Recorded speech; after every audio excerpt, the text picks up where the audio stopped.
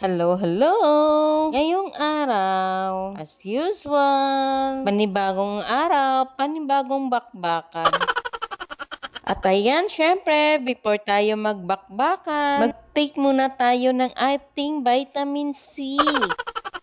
At syempre, habang nagko-coffee, syempre multitasking, niready ko na din yung ating isasangag. At ayan pala yung noodles, sinaling ko muna sa pinggan. Putik na, nakita ko kasi may langgam siya. At tinanggal ko na lang isa-isa. At nag-ready na din ako ng 3 itlog. Syempre, itlog, di pwedeng nawawala yan, lalo na sa breakfast. At niready ko na din ang sibuyas at ang kamatis para sa ating omelette. At konting sip lang ng coffee. Tapos, nagsaing na din pala ako. At ayan nga, tinitikman ko yung itlog kasi mukhang naparami kasi yung asin ko. Buti na lang, hindi naman siya. At pagdating pala sa itlog, ako lang yung madalas na kumakain. Kasi nga, yung dalawa, hindi sila masyado, kaya puro hotdog talaga yung inuulam nila or at least sabaw. At ayan, sinangag ko na rin yung kanin. At sinunod ko na rin ang ating noodles. At nilagyan ko lang din ng konting inuki. Then, sinunod ko na din ang ating apritada. At ayan, since luto na, pumasok na ako dito sa loob para ayusin na yung mga nakakalat. Basta yung mga toys talaga, saan-saan mo makikita. At sabi ko kay Iman, is hugasan niya na si Gianna kasi nga nagpupo. Paliguan niya na lang para aswan na at nang makakain na. At ayan, si Hana nauna nang kumain. Yan ang maganda sa mga anak ko. Walang pili sa pagkain. Mas mapili pa nga yata ako at saka si Iman. Pero yung dalawang yan, wala talagang pili, kaya masarap talaga magluto ng magluto. Manang-mana talaga sila sa papa nila kasi yung asawa ko, hindi siya mahilig kumakain sa labas. Mas preferred niya talaga na sa bahay talaga magluto at mamalengke na lang. Minsan nga, pag kumakain nga kami sa labas, ako lang yung umu-order kadalasan, tapos yung mga tira ko na lang, yung mga kinakain niya. Naalala ko tuloy, nung pumunta kami ng Manila, sa isang mall yun na, 5 restaurant yung nakainan ko. Tapos hanggang tikim lang naman ako.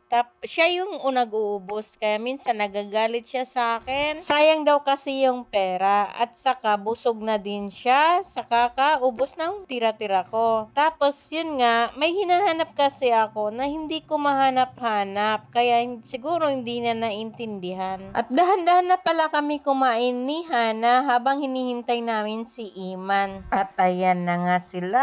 Yan si Gianna nagmamadali kasi excited na rin kumain, pero hindi naman talaga kakain yan kasi maglalaro lang. At ayan, tapos na rin ako. Pagbukas ko pala ng freezer is walang yelo. Hindi ko pala nakita kagabi. Ayan na nga, gumagawa naman ako kasi nga sayang din kasi yung kikitain. At tapos na rin si Iman, kaya nagligpit na rin siya ng pinagkainan. At yung dalawa naman, hindi matapos-tapos, kaya kinuha ko na lang din at ako na yung nagsubo sa kanila. At pag wala pala yung asawa ko, is hindi ako nagluluto masyado kasi pag wala nga, more on parang easy to cook na lang yung mga inuulam namin. At pagkatapos kumain ng dalawa, heto na naman ako, kinukuskus ko pala tong lababo. Lagi naman tong kinukuskus or linilinisan, kaya lang, syempre, linis bara-bara. Ewan ko ba, ilang days na rin yata. Start nung nabablog na ako, parang siguro dahan-dahan na mapapakinis tong bahay namin. Pinapakuskus ko pala to sa asawa ko dati. Kaya lang, yung kuskus niya nga hindi masyadong malinis. Kaya ngayon, parang excited. Parang nung nakita ko na natanggal ko naman yung ibang dumi. So, parang excited ako na makita ng asawa ko to. Ewan ko kung pagdating niya anong sasabihin niya. Baka sabihin niya, sinisipag na ako talaga. At alam na alam ko minsan talaga yung mga sinasabi niya. Ibang-iba talaga yung nagagawa ng pagbablog. At ayan, kahit hindi pa naman tayo monetize at wala pa tayong masyadong viewers, okay lang yon since naumpisahan na. Minsan nga din talaga is nakapagpagod din naman talaga. Kaya araw-araw, naghahanap ka din ng mako-content mo. Kaya siguro, tong bahay namin, habang nagbablog ako, siguro hanggang bubong, kukuskusin ko to.